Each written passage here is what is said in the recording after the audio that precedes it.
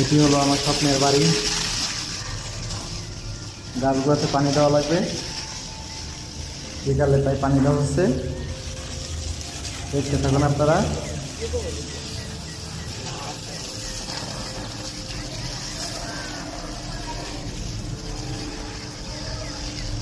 পানি দিলে অবশ্যই ভালোই লাগে, গাছগুলা সুন্দর থাকে। আর না হলে মনে করেন যে গাছগুলো নষ্ট হয়ে যায়। পানি অতটা দেওয়া হয় না, তবুও অনেকদিন পরে পরে দেওয়া হয়। যদি মাঝে মাঝে বাড়ি যাই তাহলে পানিটা দেওয়া হয় গাছে। দেখতে থাকুন।